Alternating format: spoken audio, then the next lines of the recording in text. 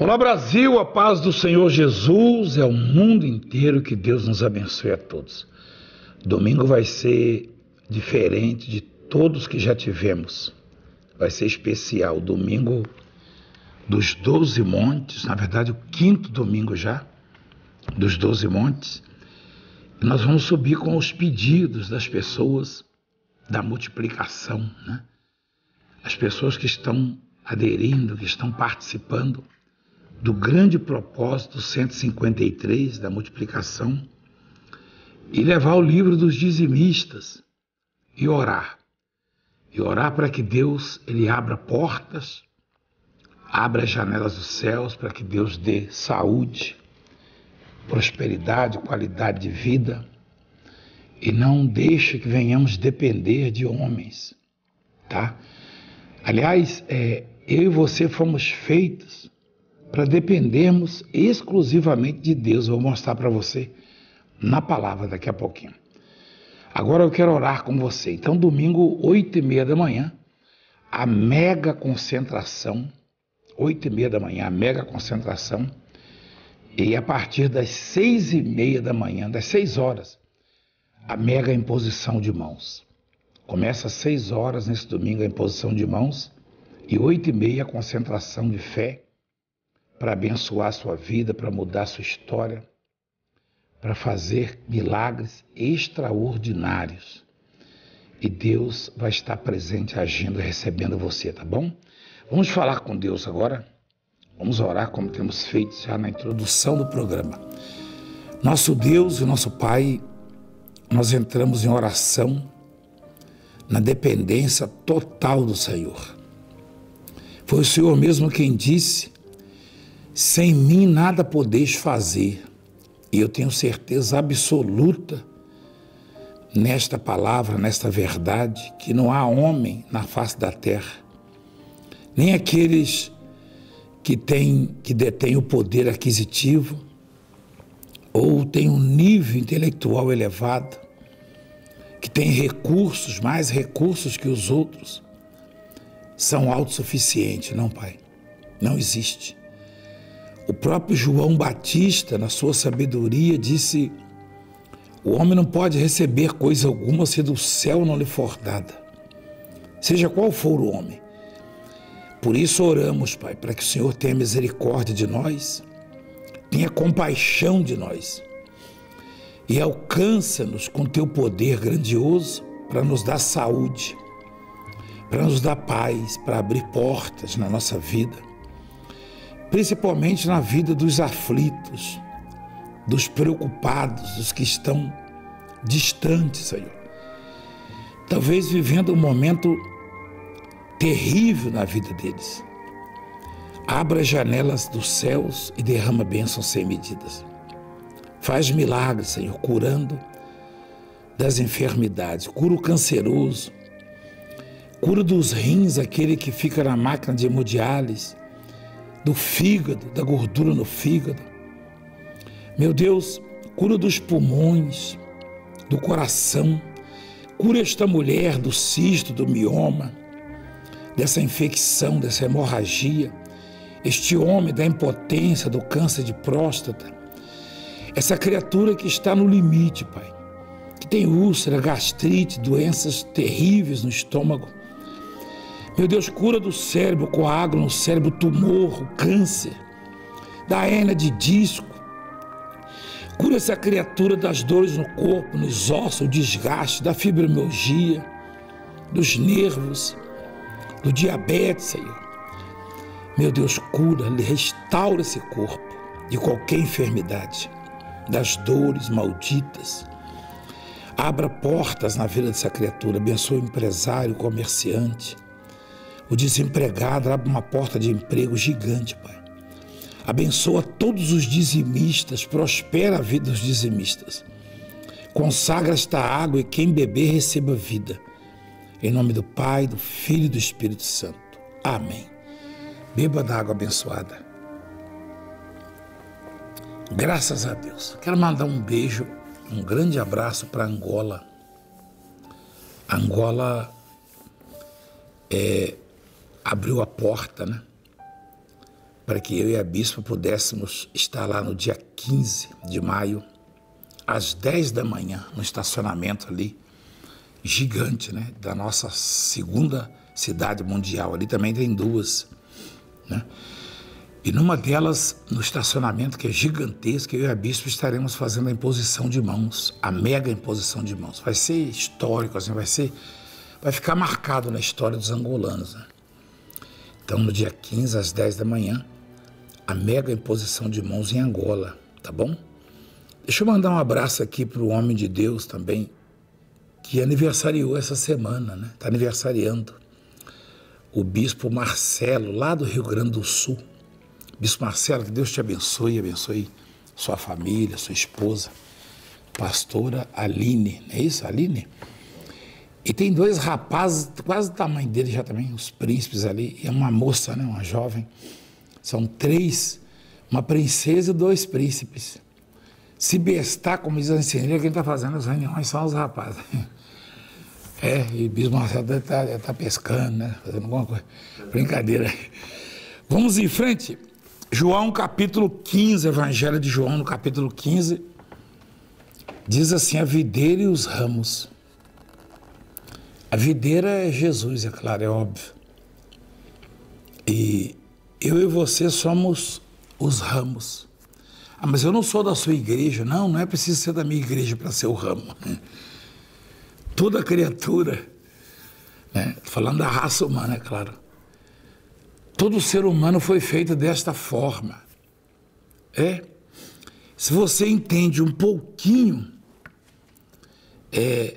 de árvore ou de agricultura, né? Se você é da roça como eu, do interior, aí entende mais um pouquinho, né? Não é preciso ser técnico,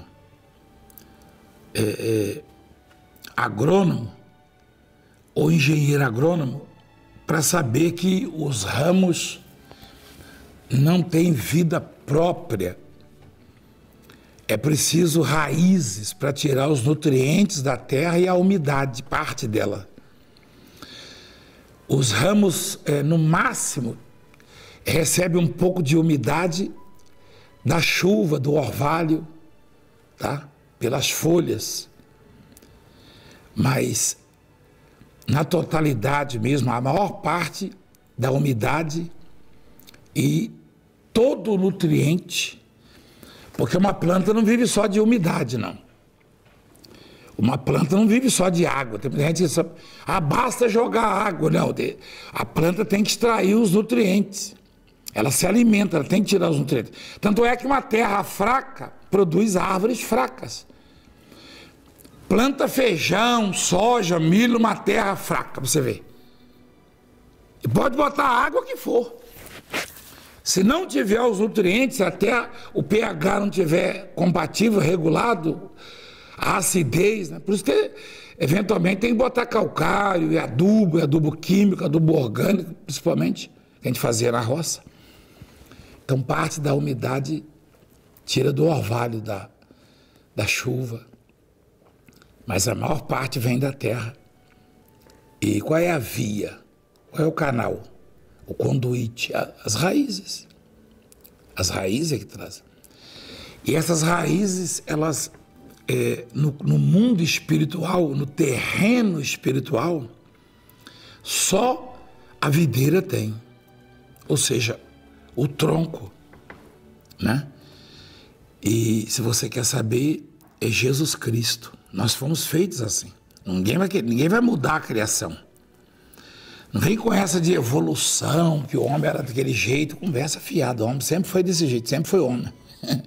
A mulher e o homem sempre foram assim, desse jeito. Tá? Aí você vê aquela fileirinha, né? A evolução. Isso é conversa fiada, isso é coisa de gente que não tem o que fazer. Que não acredita na palavra de Deus. Né? E tem gente que acha que eu não evoluí até hoje. Mas aí eu sei gente que não gosta de mim, entendeu? Mas eu vou falar uma coisa para você. O homem é muito falto de sabedoria, tá? O homem, ele infelizmente, precisa evoluir na sabedoria, aí sim. Porque fisicamente sempre foi assim. Interessante que não tem outra maneira, outra via, outro canal, outra fonte. E mesmo assim o homem busca fontes alternativas, mas não encontra, aí acaba ficando morrendo à míngua, espiritualmente falando. Então o texto diz: eu sou a videira verdadeira e meu pai é o agricultor. Todo ramo que estando em mim não der fruto, ele corta. E todo que dá fruto, limpa para que produza mais fruto ainda. Quer dizer, o homem foi feito para estar ligado em Deus.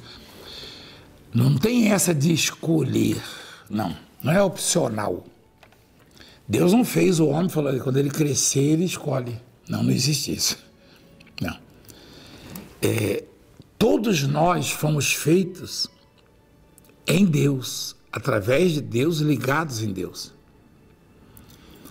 Esse não der fruto, todo ramo que estando em mim não der fruto, ele corta.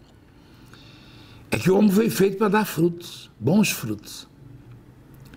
O homem foi feito para exaltar, glorificar e tornar conhecida a grandeza de Deus na terra. Nós somos uma extensão de Deus, na verdade.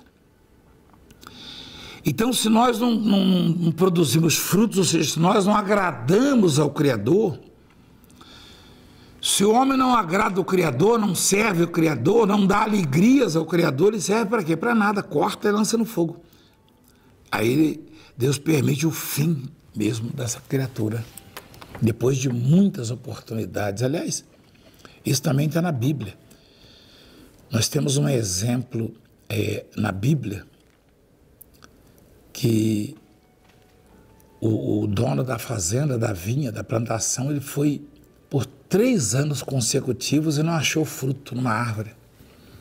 E ele chamou o que cuida e falou: por que essa árvore ocupa inutilmente aqui a terra? E é o terceiro ano que eu venho e não acho. Ele falou: deixa mais um, eu vou adubá-la, vou cuidar. Se produzir, está bem. Se não, o senhor manda cortar. É a relação de Deus Pai com o Filho Jesus Cristo. O Pai, ele disse: por que essa pessoa, esse ser humano ainda está aqui na terra vivo, né? Só dando trabalho, só criando problemas. Não é ser juiz, não, mas tem umas criaturas que a gente observa que a gente mesmo questiona por que ainda está vivo ainda, né? Tem que falar a verdade, né? Eu sei que tem gente que não gosta, mas esse pastor Valdemiro é meio estranho, mas tudo bem. Não o povo da igreja, por isso que eu usei a expressão pastor Valdemiro. O povo fala apóstolo, né? Esse pastor Valdemiro é meio polêmico, né?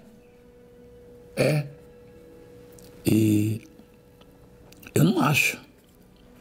É que eu não sou hipócrita, né? Isso aí não. Eu tenho muitos defeitos, mas hipócrita eu não sou. Eu não finjo, não. Se eu não gostar do que você falou, eu digo que não gostei, acabou. Agora, tem pessoas que eu e você, a gente, puxa vida, o jeito já roubou, já fez tanta barbaridade, já destruiu vidas e está aí. Mas é Deus, o Deus misericordioso, generoso, compassivo. Deus não é Valdemiro. Se é o Valdemiro, já tinha arriscado um fósforo, tacado, né? Mas não, é Deus. Então a gente tem que ver isso aí. Aí você vê a diferença de Deus e do homem. Tem que falar a verdade. E você também. Você pode até falar assim, mas é estranho, né? O pastor fala, é estranho, e você também é assim. Tem gente que você olha, por que esse fulano está vivo ainda, né? Porque... Só que Deus é assim, é compassivo, é misericordioso, é generoso. Deus não é como nós. Então, esse exemplo do dono da terra, da fazenda, foi lá e 3 anos eu vim aqui e não achei fruto. Por que eu ocupo a terra? Falou, deixa mais um. O Filho Jesus Cristo falou, dá mais uma oportunidade, olha só. Afinal, foi Jesus que morreu por nós. Olha que maravilha. E o Pai deu a ele todo o poder no céu e na terra. Olha que interessante. Aí, continuando, ele fala, todo ramo que não der fruto, ele corta. E o que produz fruto, ele limpa para que produza mais fruto ainda. A pessoa que entende um pouco de terra, de plantação, de agricultura, ela não questiona. Mas quem não entende pode estar questionando lá dentro, assim, ó. Apóstolo, se o ramo depende da videira, da árvore, para se alimentar, para receber os nutrientes e parte da umidade, teria ele autonomia para produzir frutos? Sim. Até lá na roça a gente sabe isso. É impressionante isso, né? Se tem uma coisa que me encanta na agricultura, é isso. Tá? Desde pequeno, eu ajudava meu pai. Uma vez meu pai falou, filho, vamos fazer uns enxertos hoje no pomar. Enxerto, pai? É, filho. Ele falou, pega essas embiras. Embira, a gente não tinha corda, é uma tira que a gente tira da guaximba para amarrar boca de saco, para amarrar qualquer coisa. Pega essas embiras e faz as tiras. Eu fazia as cordinhas de 1 metro, 1 metro e pouco. Centenas delas. Vamos fazer os enxertos. Eu confesso que a primeira vez que eu vi meu pai fazer isso, eu fiquei preocupado. Falei, meu pai, será que ele está bem? Ele pegou com o canivete dele, tirou um ramozinho, lascando ele assim, ó, do pé de laranjeira. Aí cavou ali no nó do limoeiro e fez o enxerto. Agora enrola a embira, amarra, aperta, aí botou a casca por cima do limão. Eu falei, eu não estou entendendo. Ele falou, você vai ver quando ele pegar e começar a tirar os nutrientes, né? Se alimentar. Passou um tempo, o limoeiro começou a florescer e aquele ramo também floresceu, da laranja. Todos produziram limão e aquele ali produziu laranja. E eu fiquei muito encucado com aquilo. Eu falei, não é possível. Eu achava que o ramo, o galho, dependia da planta para produzir o fruto assim, assim. Não, ele depende só para se alimentar, para se nutrir e para pegar umidade, para beber água, no caso, linguagem mais simples. Mas o fruto ele tem autonomia para produzir. Eu produzo o fruto que eu quiser, Deus não influencia no fruto, nesse caso. Tá? Ele pode me estimular para produzir mais fruto ainda, como está escrito. Mas eu não posso culpar Deus pelas coisas que eu faço, porque isso aí depende exclusivamente de mim. Você acredita que o galho da laranjeira no limoeiro ele produz laranja e mais doce ainda? Todo limão azedo e ele produz mais doce ainda. Vai entender? Isso quer dizer que o ramo é responsável pelo seu fruto. E é assim, fazer um enxerto para você ver. Tira o galho da laranjeira e põe lá no limoeiro. Todo ramo ali dá limão e ele dá laranja. E até o cheiro da flor da laranjeira é diferente do limoeiro. Eu chegava bem pertinho, era diferente ali. Se confundia. Se distinguia dos demais. Então veja como a palavra de Deus é sábia, como a criação de Deus, o agir de Deus na nossa vida é extraordinário. Se eu produzo fruto, se eu me esforço para fazer o bem e representar bem meu Deus, ele me abençoa para que eu tenha mais capacidade ainda. Ou seja, eu vou ter uma vida mais abençoada. Senão ele vai me cortar e eu sozinho não vou conseguir. Tá? No versículo 3 diz assim, vós já estáis limpos pela palavra que vos tenho falado, sugerindo aos discípulos que eles já tinham ouvido suficientemente, o suficiente para mudar de atitude. Provavelmente, boa parte da população mundial hoje, principalmente nós, pastores e obreiros, já ouvimos, já aprendemos, já temos exemplos suficientes para trilharmos um caminho reto, uma vida, conduzir a nossa vida bem diante de Deus. Todo mundo. Esses que ficam aí batendo de frente com a palavra, já ouviram a palavra várias vezes. Já viram.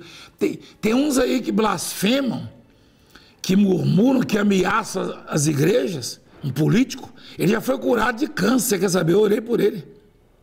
Foi curado de câncer. Eu orei pessoalmente. Tem muita gente que não sabe disso, não. Pergunta para ele. Pergunta para ele. Por que ele dá umas alfinetadas em mim e corre, que não fazia na escola? Dá uma olhada e corre. Porque ele sabe, ele conhece o mato que tira lenha. Ele sabe onde tem incêndio de baraúna. Ele dá uma espetada e corre. Força de expressão, né? Na escola eu fazia isso, quando o moleque era maior do que eu. Eu beliscava e ia para fora. Só que eu não podia voltar do recreio também. Então, por que o sujeito faz? Não, rapaz. Ele sabe que Deus me ouve. Ele sabe. Então, vós já estáis limpos pela... Quer dizer, nós já temos conhecimento para ter uma boa conduta. O versículo 4 diz assim: permanecei em mim e eu permanecerei em vós. Como não pode o ramo produzir fruto de si mesmo, se não permanecer na videira, assim nem vós podeis dar se não permanecerdes em mim. Olha que coisa interessante. Embora o fruto seja responsabilidade do ramo, ou seja, o fruto é de acordo com o ramo, a qualidade do ramo, o alimento ele recebe da videira. Cortou, o ramo da laranjeira está no limoeiro e dá fruto. E dá laranja, hein? Mas se cortar, ele morre por causa das raízes. Ele precisa de alimento. Quem alimenta é Deus, mas a conduta é você que decide a conduta que vai ter. A vida que vai ter. É isso que ele está dizendo. Então, se a gente não tiver ligado nele, a gente não vai dar fruto. Nem limão e nem laranja, entendeu? Aí não tem jeito. Quer dizer, ninguém é autossuficiente. Quem escolhe o tipo de fruto que vai produzir sou eu. Mas sem estar ligado, sem estar dependendo de Deus, eu não posso fazer nada. Se não estiver ligado nele. Eu sou a videira verdadeira, vós os ramos. Quem permanece em mim e eu nele, esse dá muito fruto. Porque sem mim, nada podeis fazer. Olha que coisa maravilhosa. As pessoas não aprendem se não quiserem mesmo, né? Sem mim nada podeis fazer. Eventualmente um pastor, um bispo reclama. Isso acontece, sempre foi assim. Ah, mas não deveria ser, aí é outra questão, né? Mas sempre foi, nos tempos de Jesus, a mesma coisa. Mesmo com o número reduzido, era assim. Alguns demonstravam insatisfação, né? E teve até caso de familiar chegar para Jesus e falar: Senhor, eu queria um filho meu à direita, sou eu outro à esquerda. Aí começou a briga. E Jesus falou: não, isso aí é entre os políticos. Naquele tempo a política já era assim, né? A tal da política é complicada mesmo, né? Porque naquele tempo já era assim, ó. Que tempo? Jesus falou entre os governadores, entre os políticos, é assim, mas entre vocês não. Orientando os apóstolos, os discípulos. Quer dizer que já era assim, né? Imagina hoje. Hoje você vê um político xingando o outro, mas xinga, de ladrão, disso, daquilo. Aí depois se filia e vai lá ser vice dele. Tem umas coisas assim, vai ser sem vergonha no inferno, né? Eu vou te falar, não, você vê um político falar mal do outro a vida inteira. Aí depois outra cena com os oportunidades. Não, vai ser vice, ainda tem a cara de pau de desmentir ele próprio. O que ele falou no passado já não vale mais. Vou falar uma coisa para você, é só Deus mesmo. Aí eu pergunto você, confia em quem? Confia em Deus. Confia em Deus. Né? Eu vou ser sincero com você, eu estou aprendendo até hoje. Eu me lembro que aqui em São Paulo mesmo, eu sempre dei meu apoio. Olha, cheguei a chamar o sujeito de amigo, daqui a pouco eu viro aliado com um ladrão. Falei: não, você está doido. Falei: aí não tem condição. Aí é só Deus na causa mesmo. Só Deus. Mas não é julgar, né? Porque a gente viu roubar e o sujeito confessou também, né? Para poder pegar uma pena menor. Mas é complicado. A tal da política já é antigo isso aí. Jesus falou: entre os políticos é assim, mas entre vocês não, falou. É terrível mesmo. Mas vamos em frente, né? E ele diz: quem permanece em mim, eu nele, esse dá muito fruto, porque sem mim nada podeis fazer. Esse é o versículo 5. O versículo 6 ele diz assim: se alguém não permanecer em mim, será lançado fora a semelhança do ramo e secará, eu apanho e lanço no fogo e o queimam. Se permanecerdes em mim, as minhas palavras permanecerem em vós, pedireis o que quiserdes e vos será feito. É interessante, né? Esse versículo 7. Sabia que tem muito crente que não entendeu isso aqui até hoje? Por quê? Porque tem muitos crentes que já pediram tanta coisa e não viram acontecer na sua vida. Tem muita gente que, após eu pedir com tanta fé e não vi acontecer. Será que você pediu com fé mesmo? Olha só, se permanecerdes em mim, as minhas palavras permanecerem em vós, pedireis o que quiserdes e vos será feito. Jesus não mente, não falha. Então, onde é que está a falha? Bom, primeiro você tem que saber o que é permanecer nele, né? De repente você tem até uma boa conduta. Para os padrões atuais, no mundo, você é um cristão correto, honesto, fiel, é dizimista, né? Mas esse permanecer tem duas vias, esse permanecer. Uma delas é você crer como diz a Escritura, como diz a palavra. Porque quando a coisa aperta, quando eu fico preocupado em demasia, como aconteceu com o Pedro quando andava sobre as águas. Quando Jesus, é o exemplo um dos mais simples é esse. Quando Jesus falou assim, Pedro falou, se és tu que está andando sobre as águas, manda-me ir ter contigo. Ele falou, vem. Quando ele falou, vem, Pedro desceu e foi andando sobre as águas. Como se estivesse andando no terreiro da casa dele. Aí viu uma onda que o vento trazia, aí diz a palavra, reparando, porém, na força do vento. Pedro cometeu algum pecado, algum deslize ali para dizer que ele não permanecia? Não. Ele deixou de reparar em Jesus e reparou no vento. E quem de nós nunca fez isso? Eu já fiz várias vezes, você também. Dependendo do grau de dificuldade do problema, a gente repara mais no problema, deixa de dormir, às vezes. A gente fica apavorado. Isso não é permanecer em Deus. Então, uma das vias, tá? Permanecer em Deus é você não se abalar quando vem as dificuldades, as adversidades. Quando você detectar que está perdendo, quando você vê que está perdendo, se você se abala, você já não permanece nele. Isso não quer dizer que você está cometendo esse ou aquele pecado, você não permanece.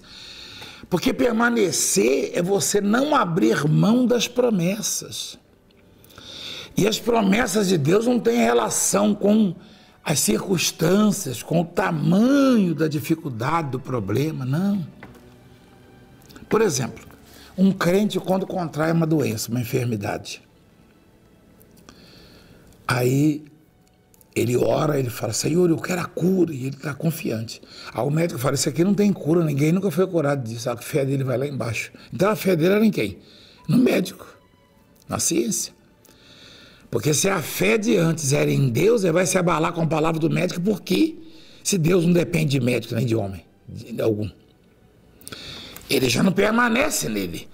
Esses permaneceres em mim pedireis o que quiserdes e vos será feito, é não abrir mão das suas convicções em Deus.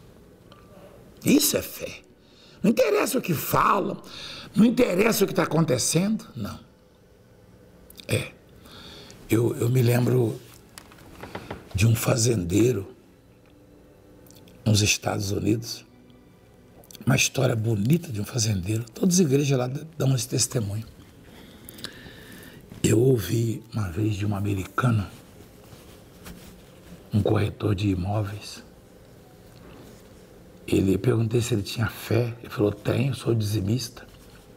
Ele contou uma história, tá?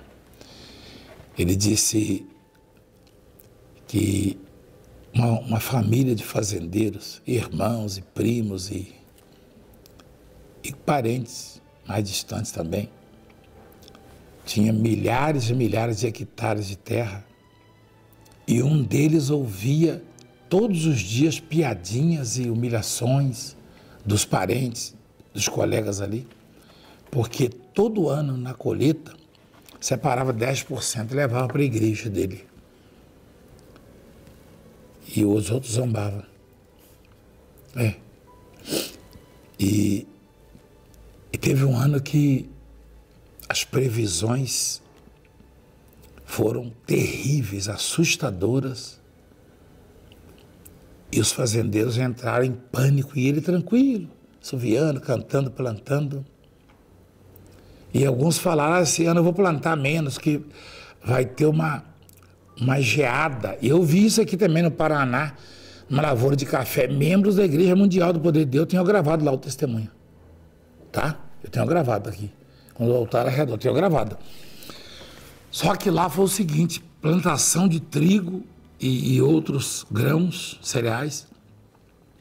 Os fazendeiros, primo, nós vamos plantar menos. Irmão, eu vou plantar menos, porque pode ser que confirme a previsão, nós vamos colher. Ele falou, não, eu vou plantar toda a minha terra, a minha lavoura. E plantou.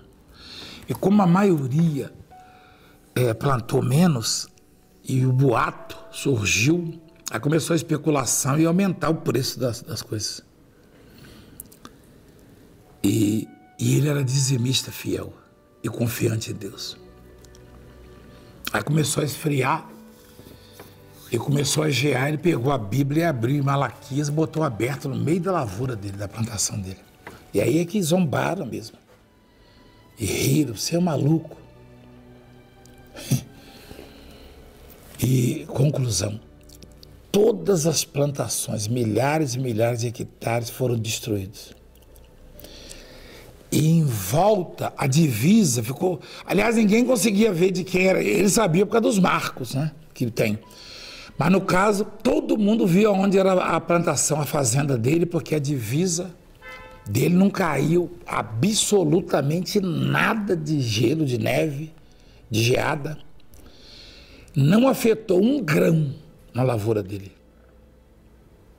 E os outros perderam o pouco que tinha plantado. E ele plantou na totalidade. Quer dizer, a confiança dele, ele levou o pé da letra, o que está escrito. Então vereis outra vez a diferença entre o justo e o perverso, entre o que serve e o que não serve. Malaquias 3,18. E aqueles todos ali se converteram, pediram perdão para ele. Isso não é conversa fiada, não. Já tem até filme disso aí. Então, e aqui no Brasil eu tenho testemunho lá do Paraná, de geada em lavoura de café, que não atingiu em nada o que é fiel a Deus. O que é temente a Deus. De vez em quando traz café para mim. Então, é interessante como a palavra de Deus é poderosa. Então, quando Jesus fala, se permaneceis em mim, as minhas palavras em vós, como é que pode a palavra de Deus permanecer em mim? É o que ele fala. Se eu creio 100% no que ele fala, a palavra dele está em mim. Eu posso ser crente, batizado, dizimista, frequentador da igreja, mas se eu não creio 100%, se eu me apavoro quando vem a dificuldade, eu não estou crendo 100%. Se eu olho para a onda, para a tempestade, quando estou caminhando na direção de Jesus, a nossa visão, ela não pode olhar em 360, nem em 180. Então, ela é direcional. Ou eu olho para Jesus ou eu não olho para Jesus. Não tem jeito, eu vou olhar para o lado e vou olhar para Jesus. Se ele falou, então que ele me leve. Mas eu não vou abrir mão da minha crença, da minha convicção. Se Deus quiser me levar... Aliás, tem tanto exemplo na Bíblia.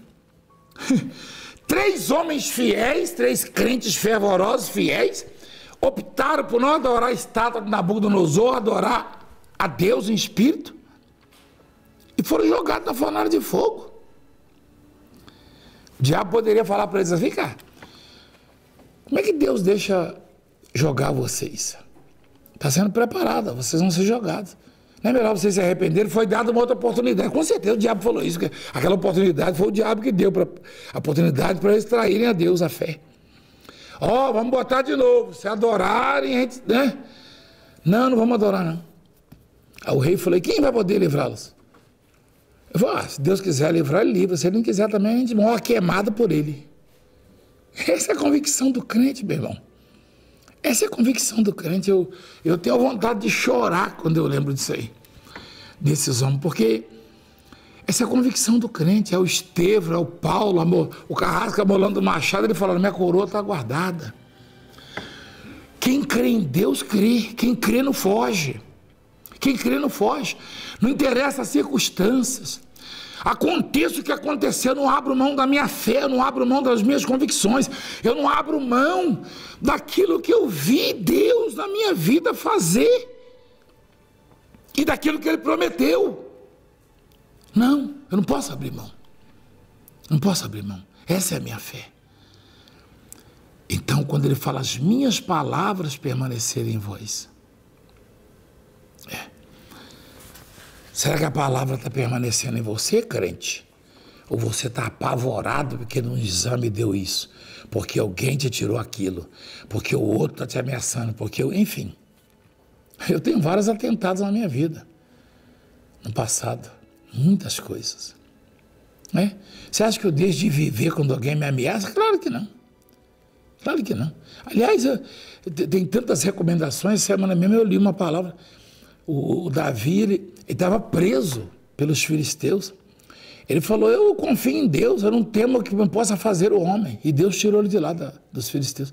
E não tinha jeito, ele estava sentenciado, porque no passado, quando ele era jovem, ele matou o líder dos filisteus, o Golias, o gigante Golias. Então os filisteus estavam com a faca e o queijo na mão. Finalmente, botamos as mãos naquele que matou o nosso líder, o maior guerreiro que já tivemos, o gigante Golias. Vamos vingá-lo. Estava preso, engate. E ele lá dentro falou, que me possa fazer o homem, desafiou. E Deus o tirou e o livrou. Então, você tem que aprender isso. Ou você vive pela fé ou não vive pela fé. Ou você acredita ou não acredita. Você fica mudando. Você fica que nem a onda do mar. Ora você está em alto, ora você está em baixo. Que crente você é? Que crente de alface você é? Quer dizer, alface, já falei, né? Peraí, ó. Né? O crente, eu lembrei do outro lá, o crente Giló. Crente Giló. Tem o crente quiabo e o crente Giló, né? O quiabo é o seguinte, se você fizer com bacalhau, fica com gosto de quê? Bacalhau. Com carne, gosto de carne. Se você fizer o quiabo com abóbora, pega o gosto da abóbora, sabia? Qualquer. Agora faz o Giló para você ver, tudo é o gosto do Giló.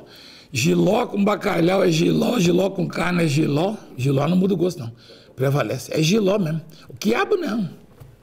O quiabo tá cheio de quiabo por aí, sabia? Mas deixa quieto. É isso. Por enquanto é isso. Ou é ou não é. Ou você crê ou você não crê. E domingo vai ser forte demais. Vamos falar mais sobre isso, tá bom? Deus abençoe e até lá em nome de Jesus.